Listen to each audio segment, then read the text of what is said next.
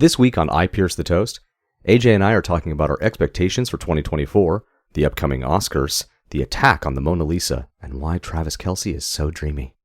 This is I Pierce the Toast. I'm Sean. And I'm AJ. Let's make some toast.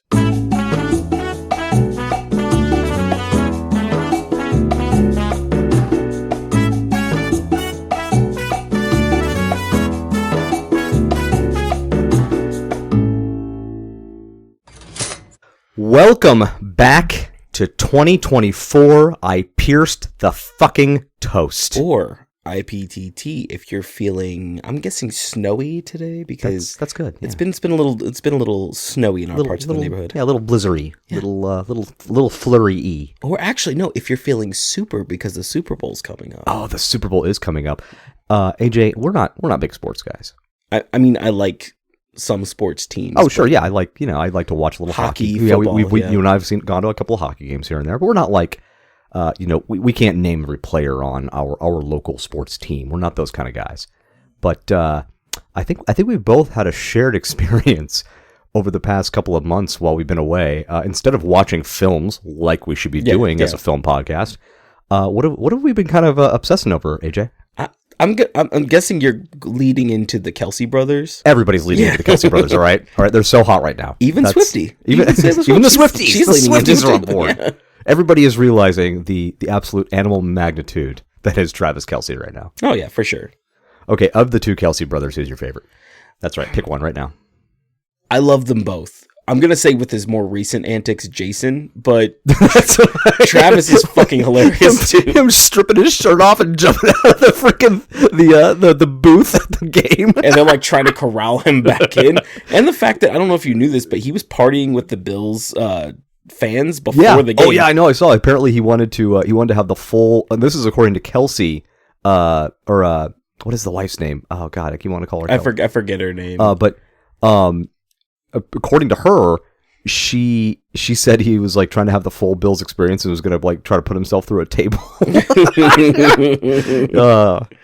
And what does Travis always call him? Sexy Batman. Yeah, big sexy Batman. Love it. I love it. I love the podcast. The two guys, Travis and Jason.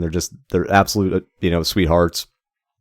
Jason will bring the kids on and show the kids to Travis, and he's just he's so excited to see him. He's such a good uncle. And you just don't expect that. Yeah. These are two behemoth men that are absolute dynamos in their careers. And yet here they are on a podcast, just the most sweetest down-to-earth dude. They're just big teddy bears. They're just big giant teddy bears. They could 100% just put you through a wall. Oh, dear God, yeah, they could. Jesus Christ. I love the comparison they did once when they were like, could a rugby player play football? Yeah. And they were like, absolutely not. It's like, they were like, the difference here is because of the pads.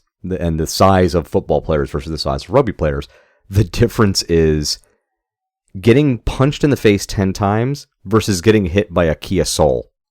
It's like, okay, it's not comparison. But AJ, this is not a Travis Kelce fangirl podcast. Is it an Oscars podcast? It is, but first we have, I don't know if you saw the news on this morning. Somebody threw soup on the Mona Lisa. Like this bitch is hungry.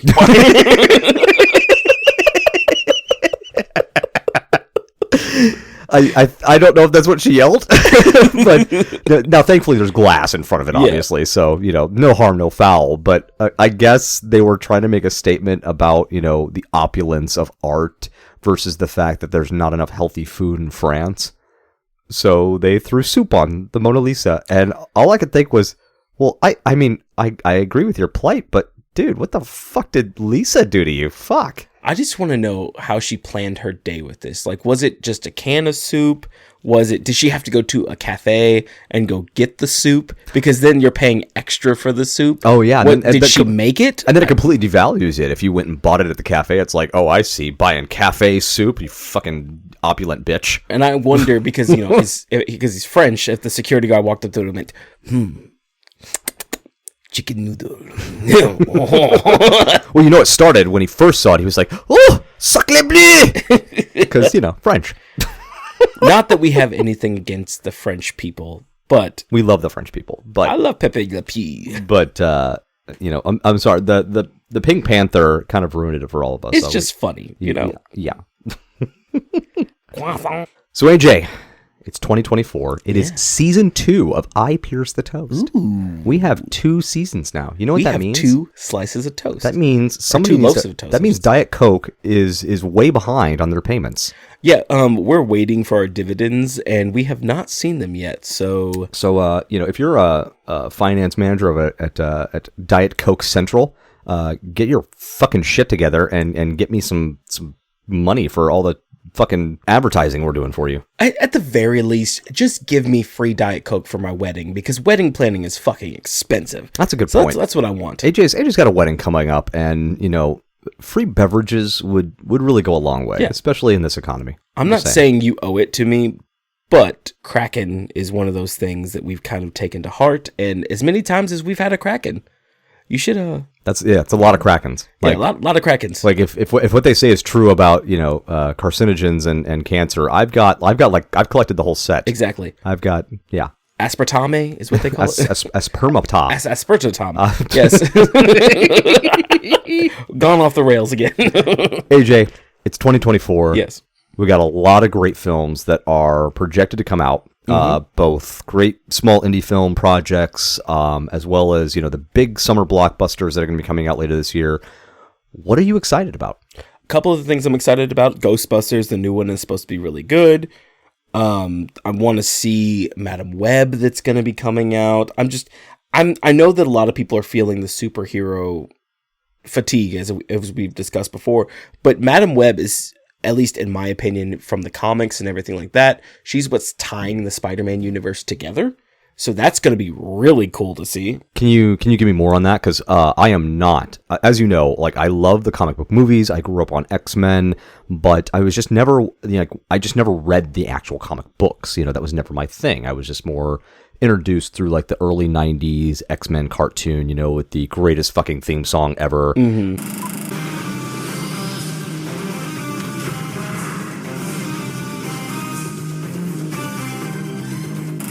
So obviously I'm not as in tune with, the backstories. So how does it tie everything together? How does it bring it all? So Madam Web, at least in the comics, is someone that sits behind the scenes, and she can basically view what happens in every single timeline that's related to Spider-Man.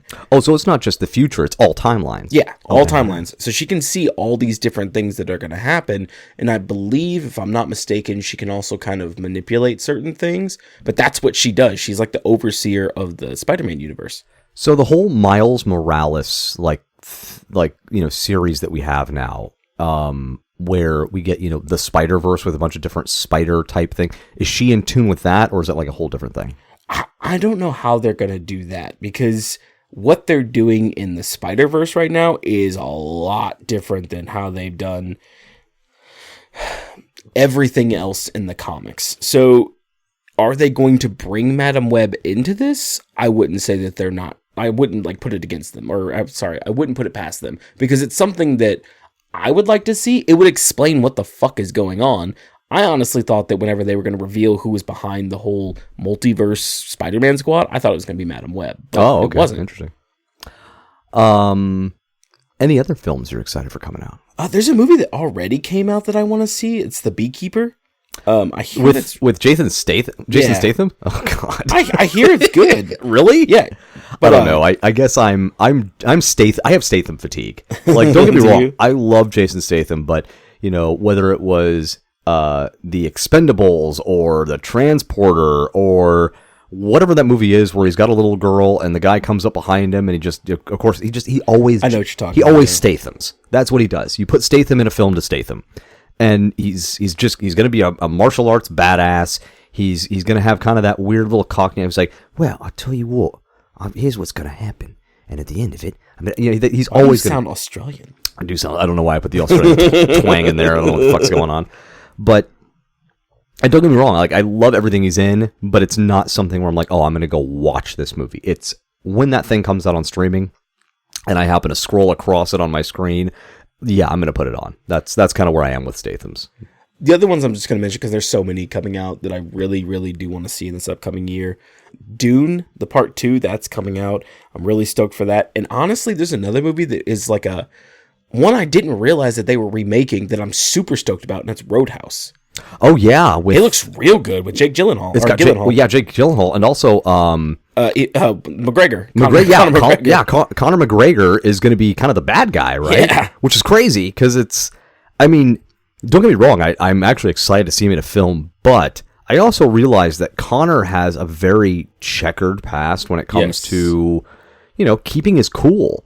And so it's like, okay, there's being that persona, because he's kind of made himself into, what's the word for a person who's the bad guy in WWE? Kind of a heel. A heel, yeah. He's kind of made himself into this heel-esque character with MMA, right? And then, of course, things kind of, I don't think he's really had much MMA stuff going on since his, was it Floyd Mayweather that he fought? That was boxing. He went. Yeah, he boxed. Right, that's what I mean. But even since that, I don't think he's done any other MMA stuff, or at least not that I remember. He fought what's his name recently. And not recently. It's in the past couple of years, but nothing too big. I would say there's no title fights that I remember that he's had. I mean, I could be wrong though. I don't follow the fights like I used to. I don't either, but I do remember the bus incident where there was like some fighters on a bus and him and a bunch of his crew went in there and were like throwing trash cans and doing stupid crap. And it's like, I want him to be successful in a movie career, to make a transition, because he's older, obviously he can't do MMA forever. So it'd be great if he could make a transition to cinema. But I also want to see that he, gets his shit together, because that bus kind of stuff, Hollywood doesn't put up with that. No. If you start pulling that kind of crap, you'll get Mel Gibson in a fucking heartbeat. Oh yeah, for sure. They'll put you all over. Yeah, they'll be like, no, we're not gonna work with you. You're gonna be bad for film business. And yeah, even in the martial arts film stuff, because it's like, you started seeing stuff with Jean-Claude Van Damme getting into some stupid shit. Steven Seagal. When that happens, Hollywood kind of turns its back and says, no, you are a steward for our films. And if you're going to act like a jackass, we're not going to put you in films. Exactly. So I really hope this can be a parlay, but I also hope he's ready to kind of, say, you know what? Fucking throwing trash cans at buses, that shit's done. I don't do that anymore. Yeah. That's not going to be me anymore. I'm just going to be a guy who takes this new career seriously, understands that there's going to be a different kind of fandom when it comes to, film versus MMA. And Roadhouse has a pretty big fandom. So. It does. And now, don't get me wrong, there's going to be some overlap. Oh, yeah, 100%. with Roadhouse fandom. I'm surprised you haven't mentioned Deadpool 3. Well, there's Deadpool 3, but there's also another one. Like, don't get me wrong. Like I said, I'm excited for the Marvel stuff, but even with Deadpool, I've waited so long for it. It's like I'm not as excited. I mean, Wolverine's going to be in it, obviously. Yeah, gonna get some jacked man. We're getting a new Beverly Hills Cop. No, fuck you. Yes, no. 100%. No, Axel F. No. No, I saw it. Don't get me wrong. I saw that it was coming out. I'm saying no. I refuse this one. I'm gonna watch it. I'm so tired of this shit. They did it with Dumb and Dumber. They did it with what was that other movie where they waited? Coming to America? Coming to America. Yes, thank you. They keep doing this thing where they're like, hey, here's a really great franchise. Because I'll tell you right now, as stupid as it is, I think my favorite in the series of Beverly Hills Cop was number 3. I was gonna say, are you gonna say the fucking third one? I love the third one. I don't know why. I fucking loved it. It's stupid because nobody ever likes the third one of a series, but I love the third one. But, if you're going to capitalize on it, it's like, okay, you just made the movie. You maybe wait a year or two, and then you make another one. You don't wait 20 fucking years. It's getting so irritating. And did you see Coming to America? I saw snippets. Or the sequel, excuse me. Yeah, Coming to America. Other than the nostalgia factor, there was no reason to watch that movie. It was awful. It's the reason I haven't seen the newest Jane Silent Bob. It's one of those right. Yes, again, it's like, guys, you can't. I understand the need to reboot these things, and I understand that when they do it, especially like Jay and Silent Bob, they kind of try to intersperse the younger characters with the two very now much older characters that are like hell older than me, and that's saying something. I'm an old ass bastard, so I understand that, I get it, but what the fuck? Come on, it's been 20 fucking years. Think about it this way though: there are some movies that I do want to see sequels of, that we still have not had come out. One of them, and I'm pulling for it because I know that he's not usually known for doing sequels, but he's got kind of lax recently. He's going to be doing The Grinch 2. That's apparently coming out. I want to see a sequel to Ace Ventura.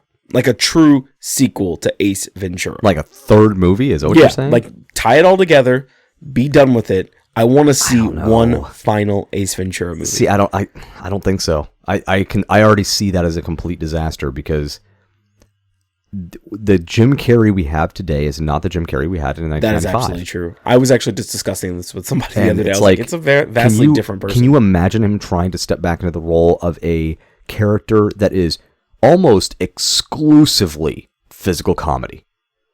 Like, yeah, there's some good lines in there that were kind of, quippy and funny, but majorly, and I mean, he's literally talking out of his ass. I'm not using that. I'm not editorializing. He literally bends over and talks out of his asshole. He's opening doors like a madman. He's jumping down.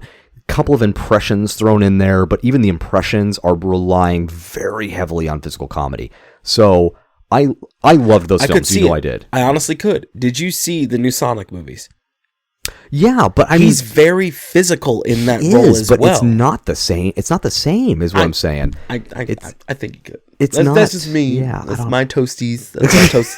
That's my little bit of bacon and cheese toast. Tell us. Are you for or against an Ace Ventura sequel? This would not be a reboot or a remake where we bring in a new guy to be Ace Ventura. This would be a brand new Jim Carrey led cast with him at the helm. Are you for or against? I'm saying against. AJ's saying for. AJ, you skipped right over Deadpool. Get the fuck back to Deadpool. Okay. It just wrapped. Like, they just wrapped filming. All right? It's exciting stuff. It's also supposed to be rebooting a lot, from what I understand, a lot of the Marvel Universe. Because right now, in the Marvel Universe, mutants are not a big thing like they were in like X-Men and everything like that. The entire world was together. Yeah, that's a good point. Yeah, they with all the Avengers stuff, it was kind of like, oh, we've got bigger enemies and bigger problems to worry about than the quote-unquote mutant problem, which is weird because I always found the mutant problem plot within the X-Men universe very compelling. Oh yeah, because it's like, yeah, this is the kind of shit that actually happens in our world, where some group is being othered and there are literal government efforts to try to, steal their rights and prevent them from full participation in society. Yeah. Like, this is real.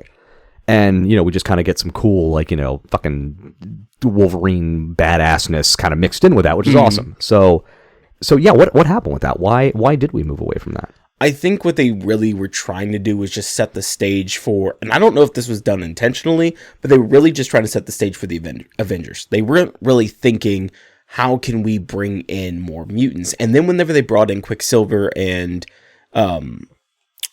Quicksilver's the guy that runs really fast, right? Yeah, really fast. When they brought in Quicksilver and they brought in the Scarlet Witch, like Wanda Maximoff, they didn't make them mutants, like in the traditional sense of being mutants like they were supposed to be. So then they just went the completely wrong way of like how this was actually supposed to go. There's been some hints about some mutants and different things like that, but not really a big thing. Within the actual Marvel universe, mutants are a big thing. Like, that's just something that has happened. No, I love that you're saying it that way, and I just want to put a little clarification on it for our toasties, our toasticles. Why do you go to that? Toasticles? I think what you're doing is you're juxtaposing the idea of the characters within a Marvel cinematic experience being mutants versus them being superheroes. So it's like, kind of. Okay. What I'm trying to do is separate the species. Mutants are their own separate species. Separate from... humans. So, well, yeah. Yeah, they're humans, but they've kind of branched out. Right. There's Homo superior, which is the mutants, and then there's Homo sapien. So basically, anyone that we've seen right now that has powers is a Homo sapien with powers. Okay. Or they are a alien race, or something along those natures. That's kind of how we've gone with this whole series. There's also mystical beings and different things like that, but they're not true mutants. What we're trying to do is introduce this whole group of people with the Homo superior, bring them into this universe. So now we can set the stage for people that are just born with abilities because they are part of that different race, and then you can get the war between the humans and the mutants. Okay, so Hulk is human with abilities? Yes. Okay. Because he was... So you have a couple different things. It's kind of funny if you've ever seen a movie called Sky High.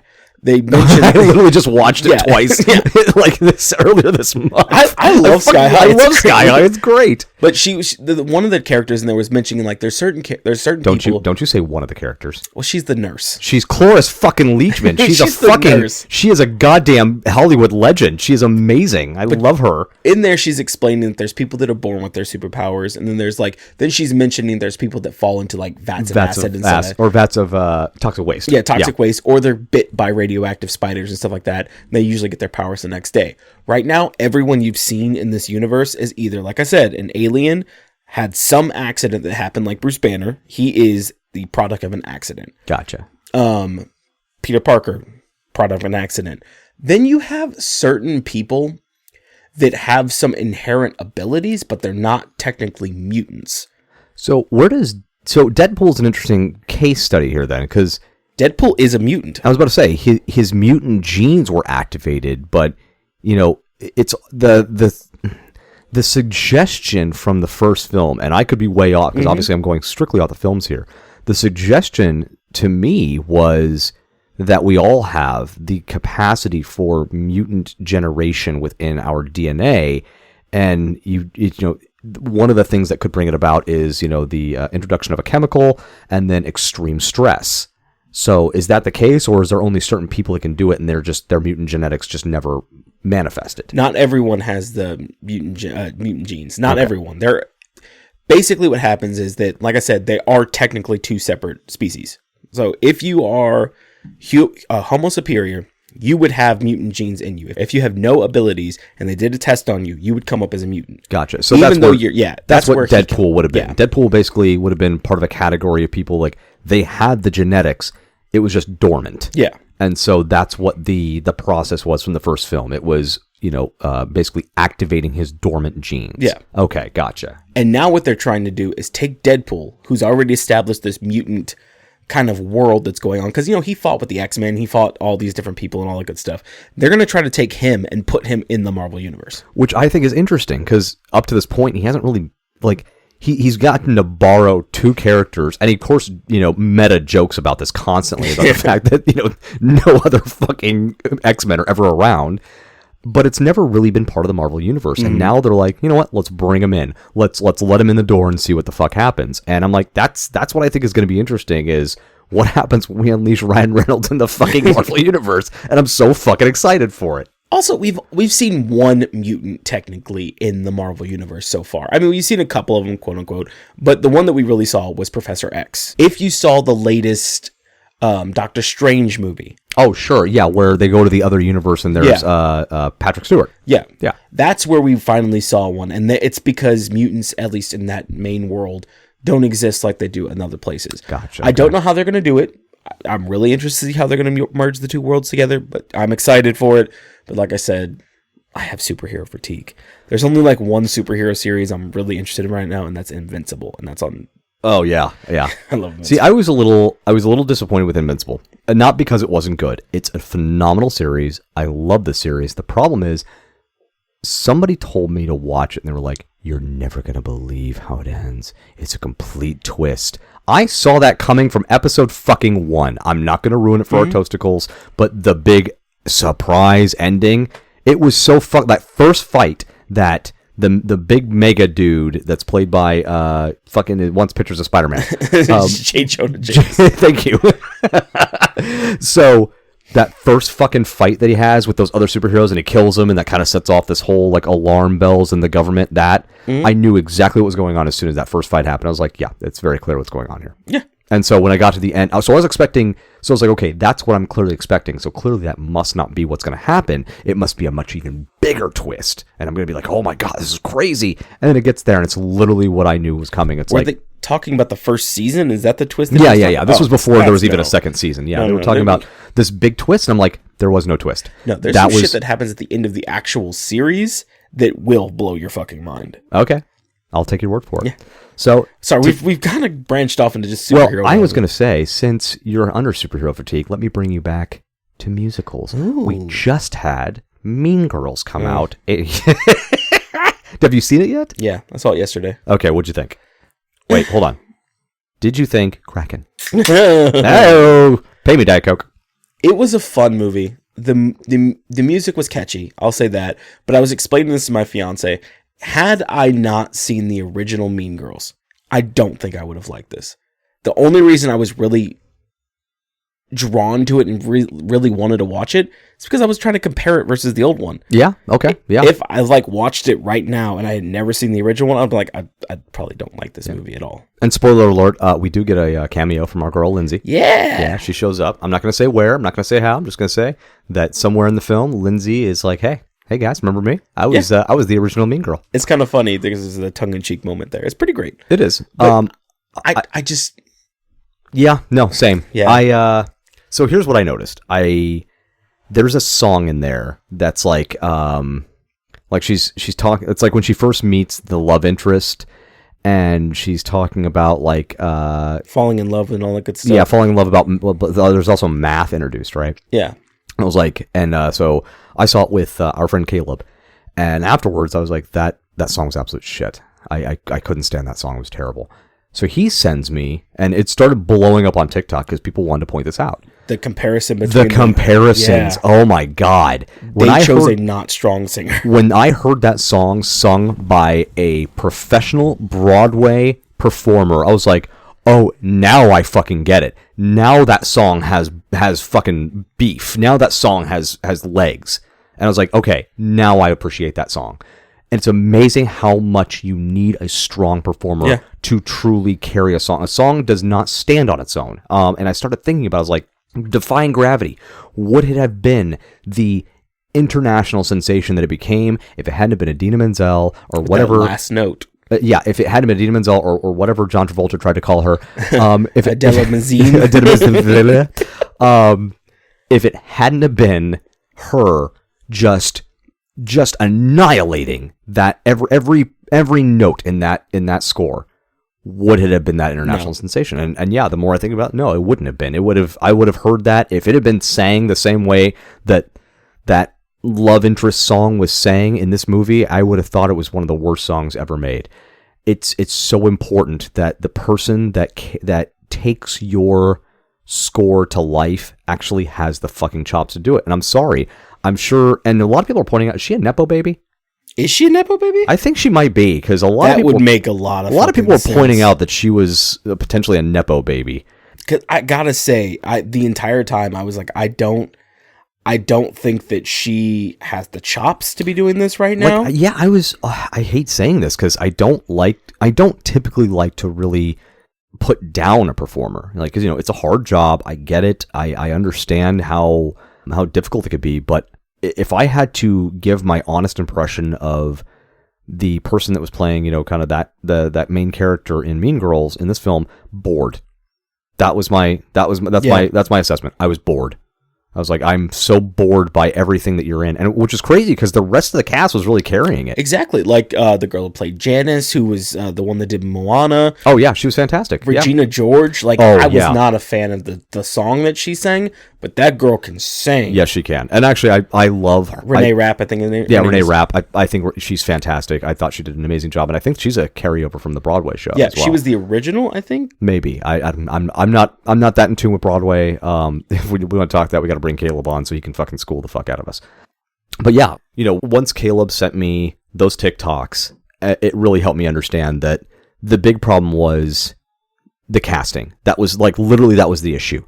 They casted well for some roles, and there were clearly some roles where they said, fuck it, put this person in. And that made the film so much less than what it could have been. So Katie Heron's character and the main love interest, Aaron, those two throwaway characters, which they shouldn't have been. No, they should be the fucking main drivers. Exactly. And every single time she was singing, and every single time she was on screen, I did not like this. Even that, the scene where Katie takes, because if you haven't seen Mean Girls, the original Mean Girls, it's how many fucking years ago was this movie? Oh, 20? God. Yeah, it's 2004, right? So at least 20 years ago. Yeah, 20 years ago. God. Yeah. Hold on. Just let that sit in free. I need a poppin' for that. It's not a Kraken because I have a bottle. It's got a bottle. But God, 20 years ago. If you have not seen that movie, though, there's a scene where Katie does take charge from Regina. She becomes the new Queen Bee. And in this movie, that scene is I didn't believe it. Yeah, it's so fucking nothing. And then she's in the bedroom and she's talking to the Aaron character, right? And she's, kind of asserting her newfound dominance. And it was so fucking unbelievable. It's like, okay, yeah, I know Lindsay Lohan, like, we kind of made fun of her not being the best actress in the world back in the, early 2000s, but she fucking killed that movie. She had the chops. She had the chops. She made it work. And here I am watching this actor, try to do the whole, I'm asserting my dominance. I'm like, I believe nothing you're giving me. Nothing. And the rest, I guess it's because when you go up against a cast that's as strong as this, the girl that played Gretchen, who I honestly did not realize that I didn't recognize this character, but I felt I did because she looks just like someone I know in real life. This is my friend Bex. Okay. Yeah. Rebecca. Oh, yeah, okay. Yeah, okay, yeah. I see that. Yeah. All right. And I was like, do I know this person? I was like, no, actually, she looks just like someone I know. The person who played Gretchen, the girl that played Karen, both of them very strong actresses on the screen. Karen was hilarious. She was supposed to be stupid, and it was funny. And then Gretchen, you could tell she had a little obsessiveness to her, but she was also funny and very smart. And then Katie. And I'm going to pivot here because I'm just getting depressed talking about fucking Mean Girls. But okay, at the end of the day, it's still a fun movie. I think it'd be a fun thing to do where you watch the original then watch this one. Yeah, it was a little awkward because I took Caleb and my nephew, so 3 men, and it was us in the theater surrounded by teenage girls. Literally, nobody else in the theater but teenage girls. And I was like, really? Not nobody else? Just okay, all right, that's fine. So a lot of people on their phones because apparently that's just a thing you do now. And you can't say anything because everyone's fucking doing it. I know, right? It's like, what the fuck? Anywho, I will say before we move on, I did see this movie in what's the newest version of watching movies, I guess, laser technology. It's like a new style of a way to project the image onto the screen. Okay. And I went to my local AMC. And I was like, all right, what the hell is laser technology? So I started looking it up. The sound isn't immersive, but the image is supposed to be very clear and clearer than Dolby and all that good stuff.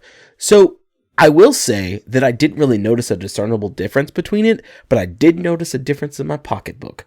To watch a movie in laser, it was because I watched it on a matinee, so you get 25% off if you have stubs for anybody that likes AMC. It cost me like $8 per ticket. Versus, yeah. Oh, wow. Yeah.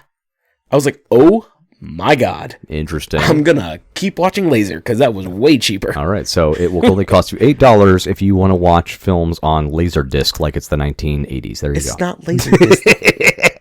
But sorry, moving on. I just wanted to get that out there that I did watch it in a new style. That was pretty interesting. So speaking of films that have, this one I think has been almost 30, maybe closer to 40 years since the first one came out. A sequel to fucking Beetlejuice, AJ. Beetlejuice. Yeah, I'm super stoked for that. I mean, this is where it's weird because it's like all the other ones, like, whatever. This one I'm actually excited about because it's like Michael Keaton. He's kept that kind of crazy to him. He has. It's like I think he can still pull it off, and plus he had a lot of makeup on in the first one to make him look dead. So it doesn't really matter how old the guy gets. It's like we can just slap on more because literally the point is to make him look dead. I mean, hell, if he gets older, it makes it easier. Like, fuck, this won't be that bad. And the physical comedy wasn't so over the top like with Ace Ventura that, somebody who's in their 50s or 60s couldn't do it. So I think he could probably do this. I'm pretty stoked to see it. As soon as I even heard it, because I think the rumblings of this movie started happening about 10, 15 years ago. Oh, yeah. I feel like the internet manifested this. Oh, yeah. Like, I don't think it was even in pre-production at the point you're talking about. Yeah. I think it was just the internet saying, this should have already happened.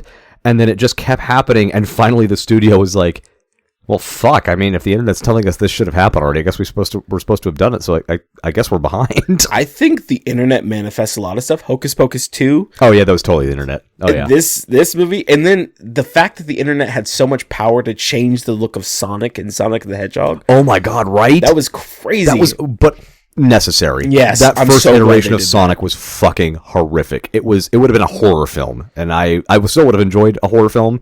But fuck me, I'm so glad we got that fixed.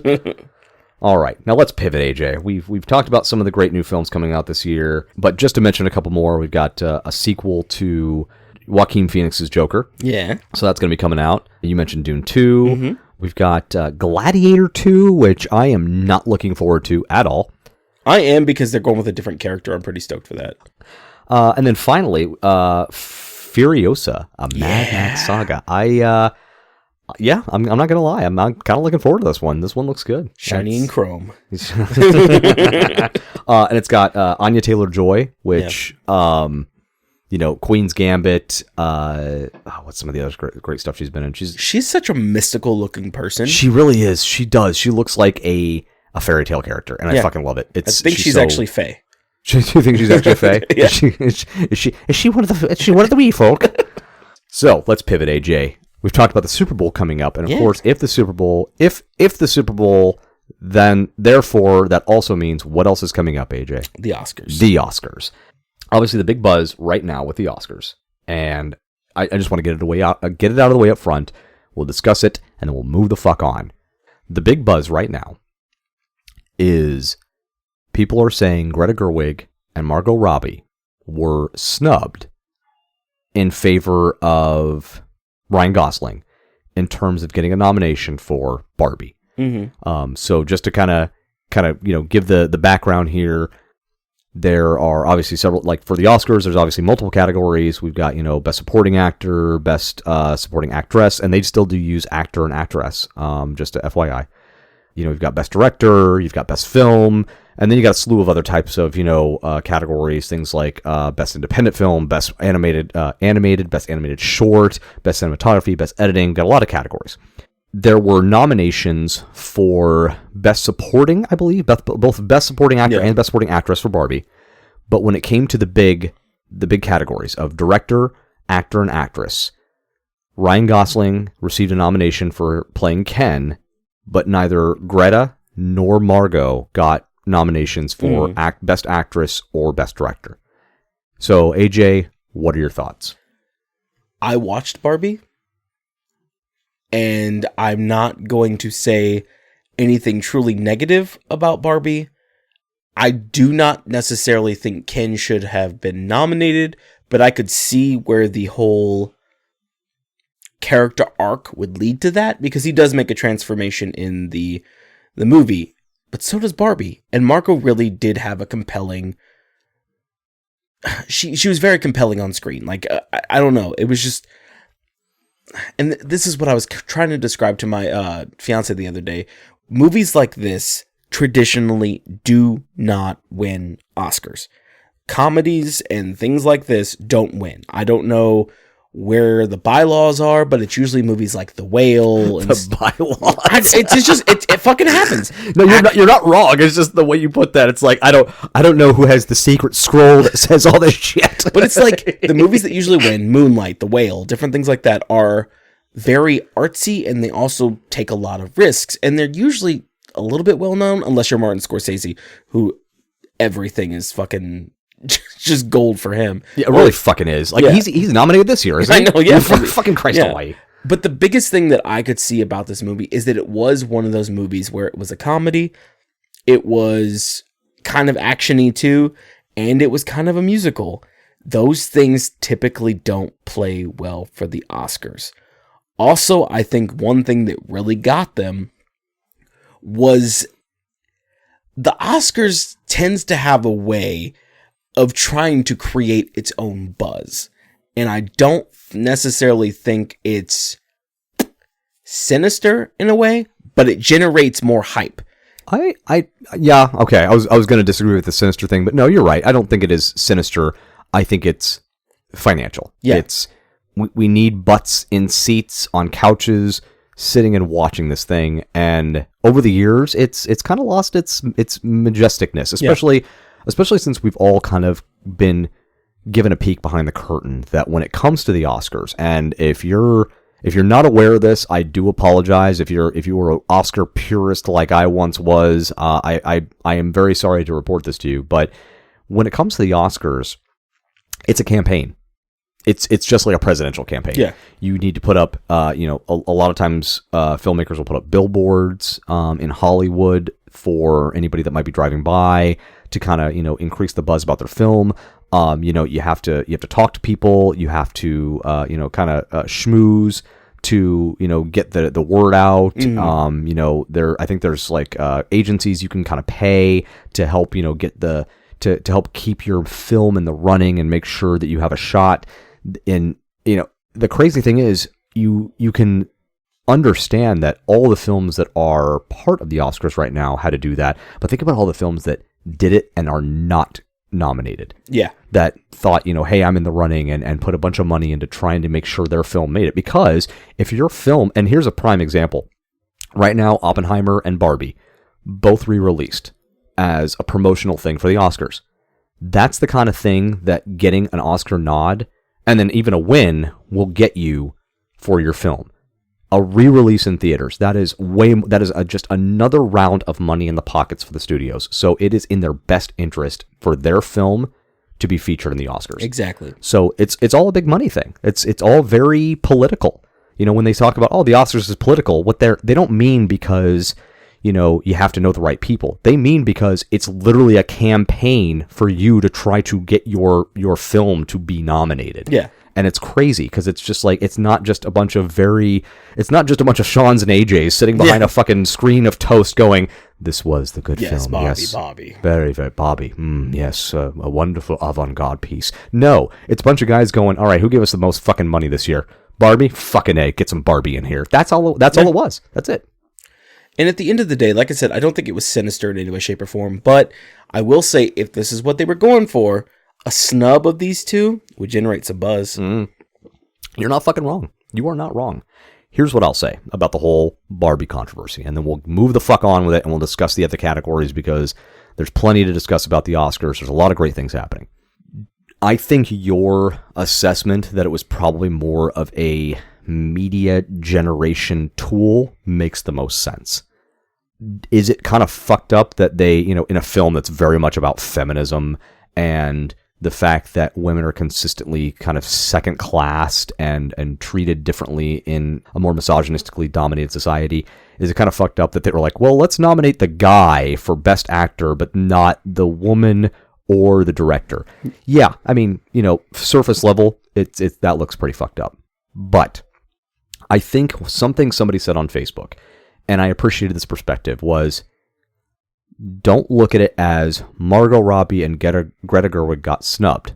Look at the other people in those categories because they are all incredible performers and directors. Yeah, and it's a finite amount of people you can nominate. Exactly. So you get, 5 for Best Actor, Best Actress, and then Director, I think I've seen it up to 7 or 8. I know they'll throw a few more in there, but let's take a look at Best Actress. Let's start there so we can kind of clear the air here and realize this is not a snub of Margot Robbie per se. I mean, you could look at it that way. Another perspective is, look at these amazing performers. We've got Lily Gladstone for Killers of the Flower Moon, Emma Stone for Poor Things, and I have heard nothing but amazing things about this film.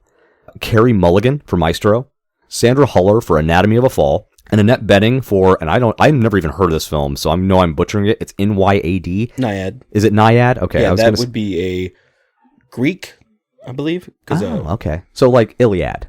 Yeah. Okay. Gotcha. So if you don't know these names, go to IMDb, go to Google. These are all incredible performers. I want to look at this as positively as I can. And instead of thinking this was a snub, I'm looking at this as these women all deserve to be in this category. The other thing that I do want to say, and this is, like you said, we're going to touch on it and then move on. We've done so much more than a touch. I mean, but don't get me wrong. Like you just mentioned, these are women at the top of their game. Margot Robbie was at the top of the game, at least for this role. But the movie itself, when you look at the Best Picture category, is not going to be one that's going to be in that Best Picture category. We all know who gets nominated for these things. They're very in-depth. They're very usually kind of avant-garde, but there's also it's big dramas and different things like that. This was a fun movie. It was a fun, comedic movie that had some really tender elements. But at the end of the day, look who was nominated in actress in a supporting role. The one person in that movie that really brought the depth that I think. Oh, America Ferrera. Yeah. No, you're not wrong at all. I thought the same thing when I saw that she was nominated. It's yes, Margot Robbie not being nominated. Yeah, I was disappointed. Yeah.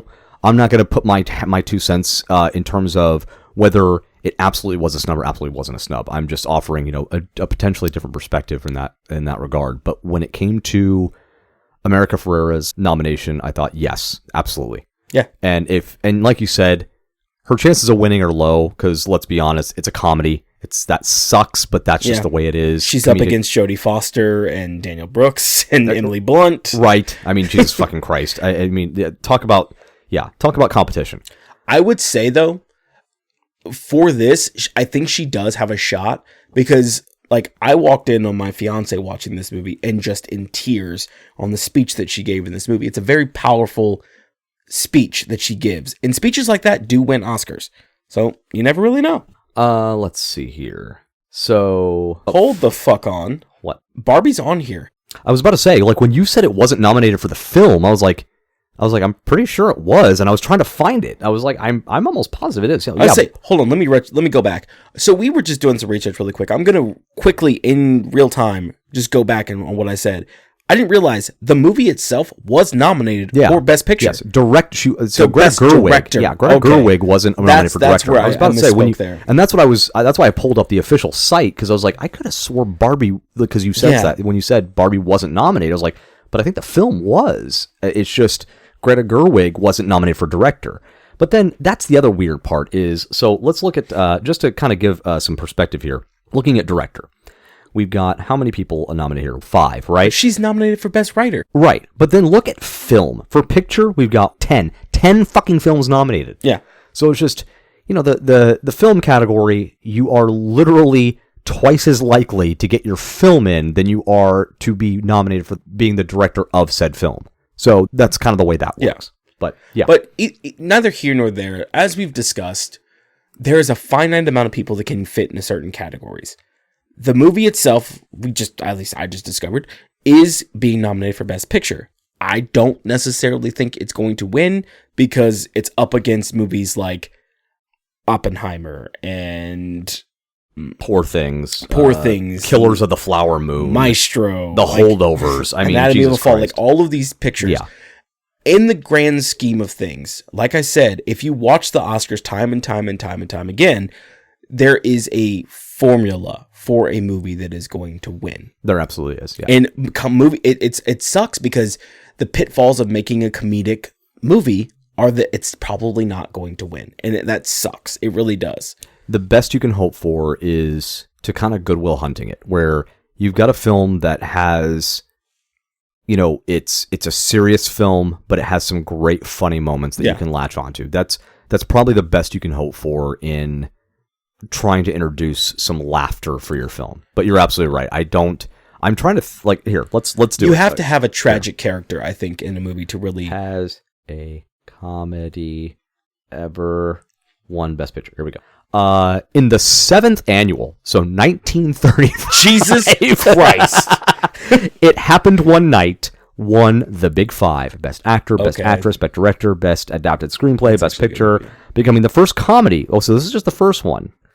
I say It Happened One Night is a good fucking movie. That's got Clark Gable in it. I mean, it's a movie. I mean, don't get me wrong. It's a great old film. I think this is it. Like I'm literally sitting here trying to find somebody to tell us, like, just give us the scoop. Like, hey, has any? But everybody just keeps saying It Happened One Night.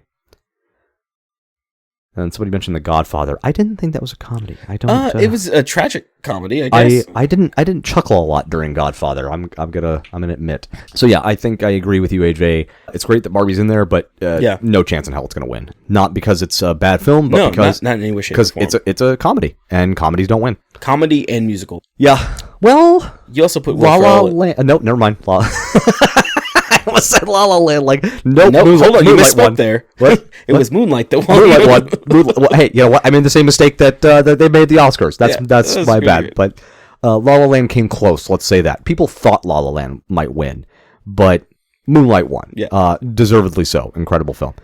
You know what? Fuck it. Back to the Google. Back to Google.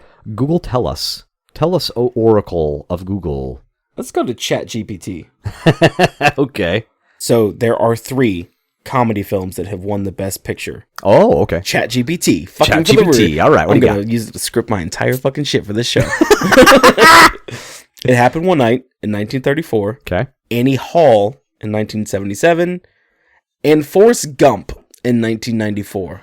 Oh, That's what we're saying. We've just mentioned this though. You have to be that comedy. I was about to say, also rides it's like, the line. Like if you asked me what category of film is Forrest Gump, I would not say comedy. I would say it's a drama.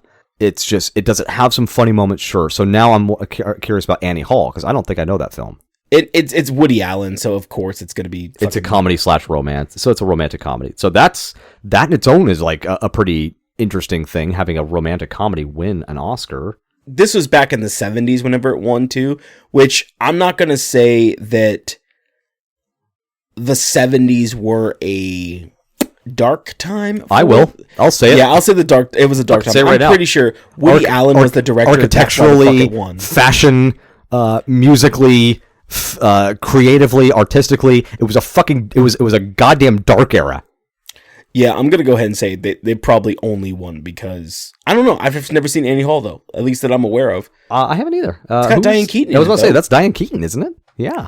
I'm gonna have to watch this. I do love me some Diane Keaton, but Truman Capote had it. I'm watching this movie. But I don't love Woody Allen. I'm not. No, see, if he had just directed or written it, it's like, okay, fine, you're in the background. I'll just kind of pretend you weren't there. But God knows it's Woody Allen, so he has to put himself right in the fucking middle of it. It's preserved in the Library of Congress, so you know it's a good movie. That doesn't mean shit. Yeah, it does. Fucking Schindler's List is in there. There's a lot of films that are in the Library of Congress. It doesn't mean anything. Fucking, what they need to do is they need to put my guy in there. National Treasure? No, Meteor Man. I was at Walmart yesterday. Did you find it? No, fuck, I wish. But I did find a 4 DVD Damon Wayans set that included Blank Man. Yeah. I was like, holy shit, I spent a lot of money finding that film. But moving on, because we've discussed the Oscars a lot. But yes, so I don't think we need to go through the list and start running down every single nomination. That would just be exhausting. Just who do you think's going to win this year? Oh, Best Picture? Yeah. Oh, God. Okay, let's go to the list. Here we I'm going to go ahead and say Oppenheimer. See, that's my thing is I'm going to say Oppenheimer's going to win too. That's not who I want to win, though. Like, if I had to pick one that I want to win, it'd be Poor Things. I want Poor Things to win. But let's be honest, that's never going to fucking happen. Oppenheimer, because like we said, it's all a campaign. It's how much money are you willing to spend? How much, box office did you make? Yada, yada, yada. Mm-hmm. When Everything Everywhere All at Once won, because I think that's who won Best Picture, right? It was no fucking surprise. No, like Moonlight, I think was probably the last time I was actually surprised at a win because I knew it should have won. Because La La Land was sweeping everything. I was like, obviously La La Land's gonna fucking win Best Picture. So when they went up there, it was no surprise. And then when they were like, whoa, we didn't win, Moonlight did. It was like, oh fuck, awesome. I would love for that to happen this year. Or Killers of the Flower Moon. Scorsese. Because Scorsese did finally win a Best Director bid at one point, didn't he? I think it was like for The Departed or something, right? Wasn't it for... Or was it for... Was it The Departed or was it the... Shit. It might be The Departed. I can't remember. I know he finally got it because he kept getting, people... He kind of had a Leo moment there for a while where, he's making all these incredible films that, are absolute cinematic classics. And then, like, you're looking at the award ceremonies and he's never fucking winning. It's like, what the fuck? So I would love for one of those two to win. But like you said, let's be honest, it's going to be Oppenheimer. I think that's where it's going to go. I'll tell you who I don't want to win. I don't want Maestro to win. I really don't. Why? I don't know. Do you have a thing against Bradley Cooper? I don't have anything against Bradley Cooper. No, it's not Bradley. I do think, I don't know. I thought the prosthetic was a bit much. I'll say that. But I don't know. Same thing about Boogie Nights. No, that was actually Mark Wahlberg. Oh, okay. Yeah, that was fully Mark Wahlberg. For anybody that's curious about that, Mark Wahlberg shows a very large member at the end of Boogie Nights, and it's just. Moving on. Anyway, so who do you want to win, AJ? Who do I want to win? Best Picture. Who do you want? What film do you want to win the Best Picture? The movie that I sat through for 3 hours. You want to narrow that the fuck down? Oppenheimer. Oh, you want Oppenheimer to win? Yeah, I loved the movie. No, don't get me wrong. I'm not saying Oppenheimer bad film. I'm saying Oppenheimer's going to win because it's the most out there. It's biggest numbers, probably spent the most money in terms of, advocating for itself for the Oscars. That's why Oppenheimer's going to win. Well, I think because I really like Cillian Murphy, and I loved how he really went through the role and he delved into just being Robert Oppenheimer. Like, I don't know. There was just something about the movie that it kept me entertained the entire time. It was one of those movies where it built and it built and it built. And when you finally got to see the test of the bomb, it was like, oh my God. It was everything working towards that. I've heard this kind of story, and I literally just heard it. I haven't had time to confirm it, but I'm going to put it to you, see if you've ever heard this before.